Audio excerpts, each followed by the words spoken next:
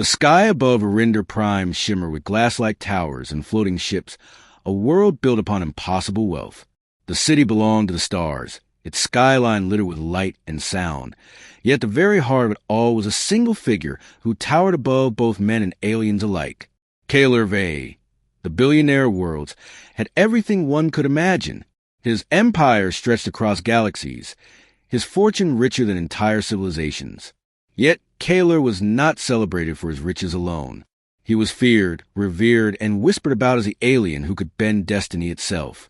Kaler's body was lean and tall, his skin a smooth metallic silver that reflected the suns of multiple systems, and his eyes glowed with a piercing blue that unsettled even the bravest.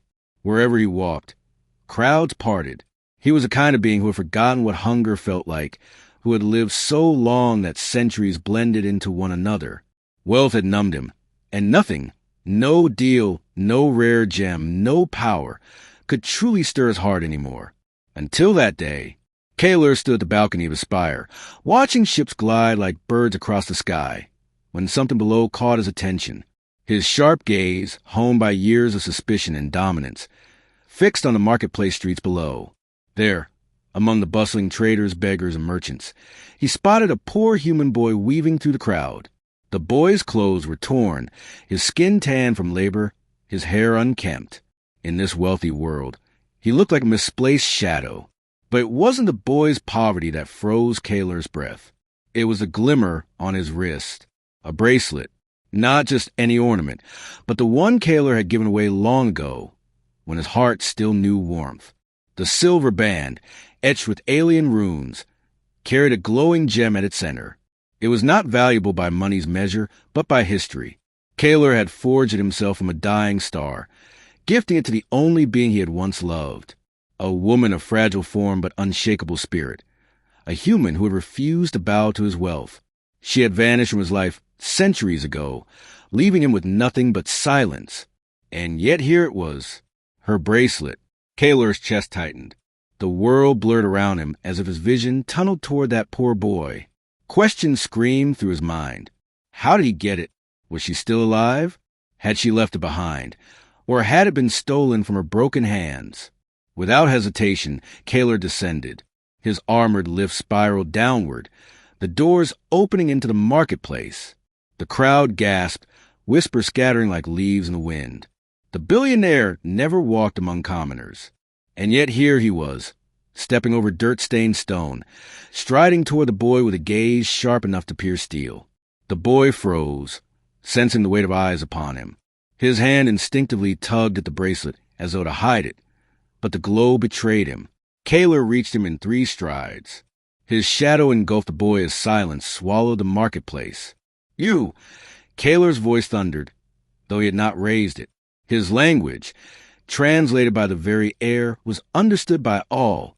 The boy trembled, his knees nearly buckling. The alien's glowing eyes fixed on the bracelet. Where did you get this? The boy's lips moved, stammering. I don't know. It was my mother's. She gave it to me before she was gone. Kaler's chest clenched tighter. The word struck like a blade. His mind, so disciplined and unyielding, faltered for the first time in centuries. Could it be? Could his beloved have lived long enough to pass it on? His hands, usually steady, trembled faintly as he reached out, his metallic fingers brushing the boy's wrist. The bracelet responded with a faint hum, glowing brighter at his touch. It remembered him. The crowd leaned in hushed, sensing history unfold. The boy, despite his fear, found courage. Why? Why are you staring at it like that? It's just an old thing, worthless to anyone but me. Kaler's expression softened for the briefest moment.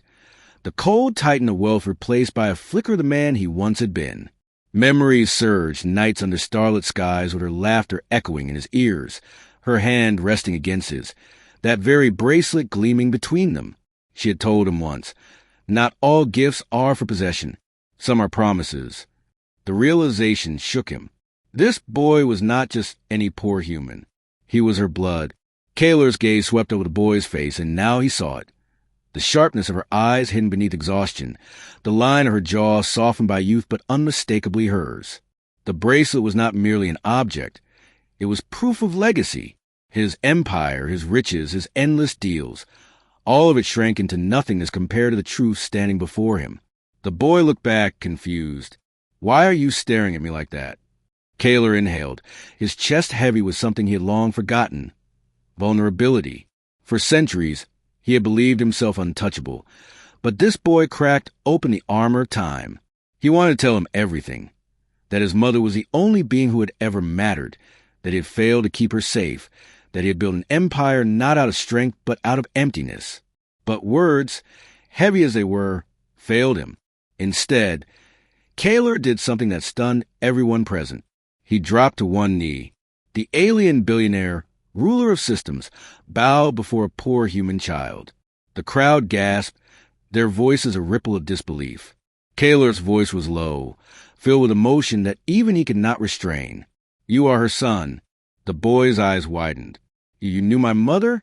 Kaler nodded slowly, his glowing eyes dimming like a fading storm. "She was the only one I ever loved. And I gave her that bracelet as a promise. That one day, even if centuries passed, it would lead me back to her blood." The boy's throat tightened, tears pooling. His mother had spoken of a figure from the stars, of a love too impossible to last, of a gift meant to protect. He had thought it a bedtime story, a myth to ease their hunger. And yet here he stood, staring at the proof in flesh and steel. The silence of the marketplace broke into murmurs, then into cries. Some whispered of prophecy, others of scandal. But Kaler heard none of it. For the first time, wealth, power, and pride dissolved into irrelevance. In front of him stood not a poor boy, but the living piece of the only love he had ever known. He rose, towering once more, but now his voice carried gentleness. "You will never starve again. You will never suffer. From this day, you are under my protection." The boy, overwhelmed, could only clutch the bracelet tighter. "But I'm just nobody." Kaler's lips curved into the faintest, saddest smile. So was she, and yet she was everything. In that moment, the empire of Kaler Vase shifted. His riches remained, his towers still kissed the skies, but his heart, long buried under centuries of stone, beat again with purpose. The boy was no longer just another face in the crowd. He was the heir of a promise, the reminder of a love that even time could not erase. The alien billionaire had spotted a poor human with a bracelet, and in that instant, he had found the only treasure that truly mattered.